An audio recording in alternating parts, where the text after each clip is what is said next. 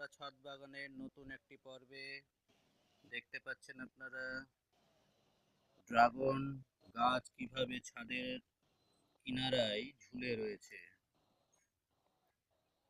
এটাও দেখতে পাচ্ছেন যে ড্রাগন গাছে ফুল এসেছে, ফলও ধরে রয়েছে।